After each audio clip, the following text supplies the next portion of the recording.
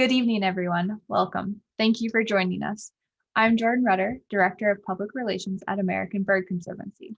Today, we're going to hear from David Ascanio, leader of the expedition that rediscovered Urich's Tyrannulet last month in Venezuela.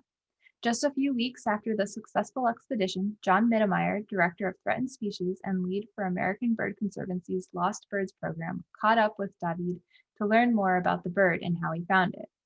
Today, we'll be engaging through the chat that is next to the video if you're on a web browser, or under the video if you're on a mobile device. David and John are online and will be answering questions throughout the video presentation. After the interview portion, you'll get to enjoy a slideshow of David's photos from the expedition, so stick around to see some of the bird species that the team observed. We hope you enjoy this presentation. Thank you. I'd love to. Let's just start with a little bit of background and provide some context for anybody listening. So to start off, I'm John Mittermeier. I'm helping to organize American Bird Conservancy's search for lost species. And one of the birds that came out as we were looking for, sort of trying to find potential candidate lost birds in the Americas, is a species called Urich's Tyrannulet from Venezuela. And so you have some past experience with this bird. You've got some recent experience with it as well. But to start out, how about you want to just introduce yourself, and then maybe we can give a little bit of background on this Tyrannulet and describe this bird for people who might not have heard of it before. Well, thank you, John. My name is David Ascanio. I'm Venezuelan. I grew up here. I am actually, my profession is sort of an administrator accounting, but I've been interested in wildlife since I'm a kid. I've been birding since '78, and I have made my life around birds. So David, can you tell us a little bit about the history of Urich's Tyrannulet? What's its taxonomic status? When was it discovered? A few things like that, just a bit of background. This bird has suffered such a checkered taxonomy in more than 100 years that it's kind of hard. In fact, we're preparing a manuscript now describing or sort of setting up the history, the taxonomical history, because it's fascinating. So Urich is collecting here somewhere in the northeast of Venezuela. And there's another fellow, a son of an Italian family who have migrated to Trinidad as well. His grandfather have arrived to Trinidad like in 1818. And this grandchild called Caracholo, it's also collecting there. And they both collected this flycatcher, and they both took this bird out. One went to American Museum of Natural History, the other went to the UK. And guess what? It's described twice. So this enigmatic flycatcher has been described twice. Once in 1899 and the other one in the 1900s, roughly, and by two very different people, two very different groups. It is considered a subspecies of a more widespread bird in southern South America. And one person, based on distribution and some phenotypic aspects, decided it did merit a species status, becoming a new endemic of Venezuela, and they call it Urich's Tyrannulet, Phyllomyias Urich. And obviously Frank Chapman was honoring Mr. Urich's for providing the specimens. And since then, John, it became a mystery. Urich's Tyrannulet sort of first gets known to Western science in the late 1800s. So it's kind of the 1890s. And it sounds like it has this sort of complicated history where perhaps multiple people try and describe it at the same time. There's a lot of back and forth as to whether or not this is even a species at all. And then It's sort of sometime after that, you said there was about 4 or 5 sightings after these original ones. So sometime then in the 19-teens or 1920s, it disappears for a while, despite being in an area that sounds like it's pretty accessible, right? This area on the North Coast, it's not that far from Trinidad and Tobago. So why do you think it went this long period of 50 plus years with no one seeing it? It is indeed a good question. And that is the main reason why this bird is at risk of extinction. And the answer is farmers. The area having easy access to the port of Cumaná and having nice mountains with nice terrain, rich soils and good rainfall, farmers start deforesting either Some actually changed the habitat, the understory, the forest understory to grow coffee, shade grown coffee. But there was extensive burning and being such a steep hills for subsistence farm in the foothills. But these fires will carry on all over the forest, especially in the dry season. So forests disappeared pretty fast by the 1940s and 50s. So it's in, perhaps when it was first discovered and described, then it might have actually been quite a bit more widespread in this particular habitat and more common. And then you have a lot of habitat degradation that starts to happen in the 1940s, and no one finds this bird for basically 65 years, right? And so we go from the 40s, no one's found it. We know there's been a lot of habitat destruction in this area, and that brings us up to 2005, which is when you decided to go look for it. Is that right? Exactly. So what I did, Mark Sokol was one of these persons. He wasn't obsessed about seeing all birds, but all the subspecies.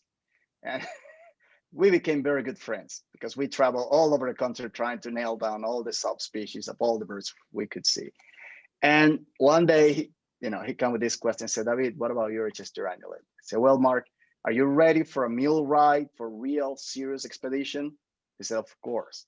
We could only guess where they were collecting in 1890. There's nothing described about it. So we had to go into all documents and trace back the route. And I finally pinpoint a place called Bergantine and Quebrada Bonita, basically the beautiful little stream. And I went out there, I came across a feeding flock. I played back my whole repertoire, nothing happened. And I decided, well, I'm gonna whistle a pygmy, I'll see what happens. Oh my God, this Urich's Tyrannulet just landed in front of me. It's like, you know what you want, but when that happens, it's like winning the lottery. You don't know what to say. You have no idea. It's like your brain goes into a massive internal celebration. At the same time, you're trying to keep calm to take the most notes you can. And I'm trying to tape what I'm seeing and like, oh my God, he's here. It's just incredible. And here's the point. On those days, I was photographing with my scope, and I had a tiny camera, which I put in the ocular of the scope. We call that digiscoping. We're talking about a bird that's completely, I mean, you can't expect where is it going to land. It's very active, and I couldn't follow it with the scope. So I took my tiny camera, I zoom in, I just follow it and click. And here comes this super extremely blurry photo, the proof that I have seen the Urich's Tyrannulet. I think a lot of people won't know this particular bird. Can you just describe a little bit what it looks like? I mean, so did you know the instant that it appeared? Were you absolutely sure that was it? What does the Tyrannulet look like? How do you, what sort of bird is it, and how do you differentiate it from any possible confusion species there? That's an excellent question. When you talk about Tyrannulets, you're really doing like your postdoc in birding. It's like identifying Tyrannulets can be a challenge. Yeah, I know that there's small canopy birds, many of which look very, very similar. I think that's a great description, the postdoc in birding for these. So I knew I was looking for something with longish tail, 2 bold yellow wing bars, and this is the clue: 2 bold yellow wing bars. And between the 2 wing bars, and by the way, I was able to check only 1 specimen. There are only, if I'm not wrong, there's like 4 specimens, period. That's all we have. So between the 2 wing bars, there's a black spot there. It's very black between the 2 wing bars. It has a long tail. It has a narrow but longish bill. We didn't know much more than that. So we had to make sure it wasn't a bird called slaty cap flycatcher, the genus Leptopogon, but he sits more vertical and the wing bars are tear-shaped. And we had to make sure that it wasn't another Phyllomyias grisaceps sooty-headed Tyrannulet, which almost have no wing bars. But birds like to make it confusing. So the population there does have wing bars, of course. They're not going to make it easy for you. So it was really what we concluded those days is the only way you can tell safely that you had seen an Urich Tyrannulet is by a combination of field marks. You cannot just see and say it is a Urich Tyrannulet. I'm just thinking for bird watchers from North America, this is a little bit of a situation similar to the Empidonax flycatchers. I mean, this is Oh boy, a very difficult bird to identify. You need a combination of field marks, and you're sort of putting together these puzzle pieces of the shape, the behavior, the tail length, and then these distinctive wing bars. And I didn't actually realize that when you were talking about it before, but this is, I mean, I've seen that picture. I'd say, first of all, I'm really impressed that you've got a picture there at all. But yeah, I hadn't thought about that. That actually there are potentially some questions around that observation because, this is such a difficult bird to identify. If I'm remembering correctly, you didn't have a chance to get a sound recording then. And so no. You have this sighting in 2005 that you're very confident in, Mark's very confident in, but there's still some questions and some uncertainty around it. So fast forward to last month, you go on a new expedition to find Urich's Tyrannulet. What was that like? The whole week before we decided to leave, it was pouring down in the whole country. And I was like, oh my God, I can't let down John after all this support and tell him it was raining every day. John, the day we found this bird, it was sunny, but overcast. It was perfect. It's like, I don't know what happened. And in fact, I can tell you one thing now. We drove across a mountain that had only shade-grown coffee. It was totally abandoned, few plantations. We arrived to town. We climbed virtually a very steep, bare hill to get into a patch of forest that I saw, and I heard scale and pita. And I said, if there's scale and pita here, this is gonna be a prime habitat. We used the playback protocol, the protocol I've been using when I found it in the first place 15 years ago. Nada.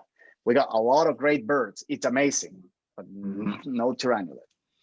But I could see a valley, a river, and a beautiful, absolutely gorgeous patch of forest on the other side of the hill. So I said to my team, you know what, guys, we're gonna split here. The three of you are gonna go back to Caripe. I'm gonna pick everything. We're gonna tent tonight here, and tomorrow with the machetes, we're gonna go down to that river, gonna climb that hill because that bird's gonna be there. And with the guy, I went in, Pedro Cabello, who is an incredible young ornithologist, tireless. I mean, we were seeking for this bird like 10 hours. I said, you know, Pedro, we're gonna stay here tonight in some local peasant's house, but let's just explore the area. And Pedro was determined to go up all these steep hills to get into the forest. He was like, let's get into the forest. I said, let's just keep going into this trail, see how it goes. Eventually, we see a beautiful patch of forest in front of us, and the trail leads into that patch of forest.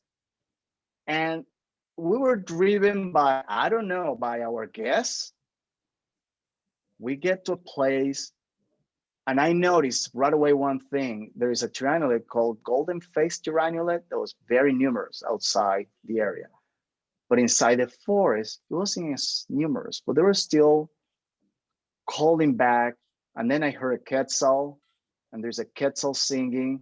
There's a black and white hog eagle calling. I said, you know, this is good forest. Let's test the waters here. And I just start doing my playback. I see something with long tail. My heart starts pumping fast. I raise my binoculars. All I could do is just shout, Phyllomyias, Urich, Pedro! I look like a frog. I just start jumping like crazy. And Pedro's, where is there? There's a bear with a fetal flock. I mean, so I raised my camera, bang, bang, bang. And that night I didn't sleep.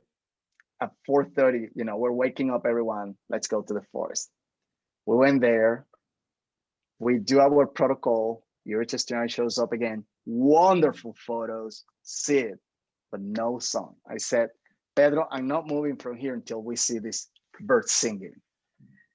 And I said, the other thing I want to know is if there's another pair.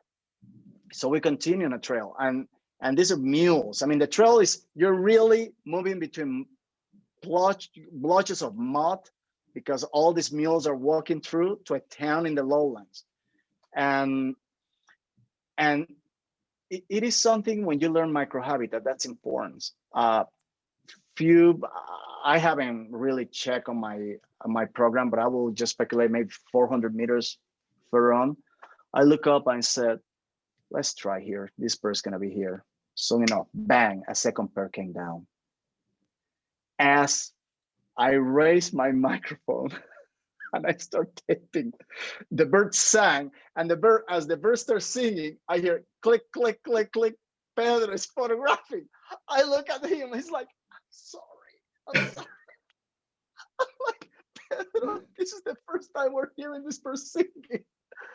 Luckily, the bird sang again. It's a very raspy, like, I mean, it's nothing spectacular about its song, but we taped it.